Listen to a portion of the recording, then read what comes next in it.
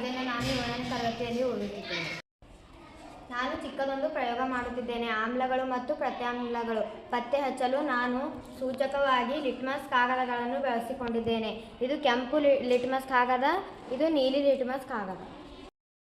ಇಲ್ಲಿ ಕೆಲವು ಆಮ್ಲಗಳು ಮತ್ತು ಪ್ರತ್ಯಾಮ್ಲಗಳನ್ನು ಬಳಸಿಕೊಂಡಿದ್ದೇನೆ. ಇದು ನಲ್ಲಿ ನೀರು, ಇದು ನಿಂಬೆಕಾಯಿ ರಸ,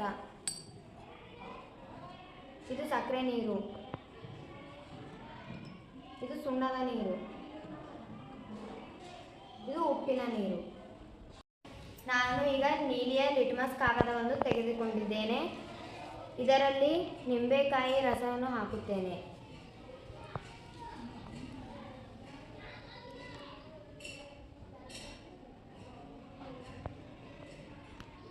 ಯಾವ ಬಣ್ಣಕ್ಕೆ ಬತ್ತಮ್ಮ ಅದು?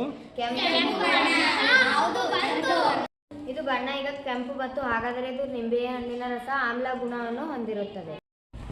ನಾನು ಈಗ ಕೆಂಪು ಲಿಟ್ಮಸ್ ಕಾಗದವನ್ನು ತೆಗೆದುಕೊಂಡಿದ್ದೇನೆ. ಇದನ್ನು ಸುಣ್ಣದ ನೀರಿನಲ್ಲಿ ಎದ್ದುತ್ತೇನೆ.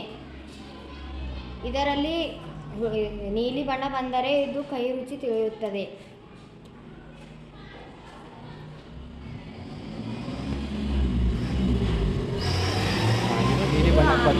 ಪ್ರತ್ಯಾಮ್ಲ ಎಂದು ತಿಳಿಯುತ್ತದೆ. ನಾನು ಕೆಂಪು ಬಣ್ಣದ ಲಿಟ್ಮಸ್ ಕಾಗದವನ್ನು ತೆಗೆದುಕೊಂಡಿದ್ದೇನೆ. ಇದು ಉಪ್ಪಿನ ನೀರಿದೆ. ಇದರಲ್ಲಿ ಎದ್ದು ನೋಡುತ್ತೇನೆ, ಬಣ್ಣ ಬದಲಾಗುತ್ತದೆ. ಇದು ಬಣ್ಣ ಬದಲಾಗಿಲ್ಲ.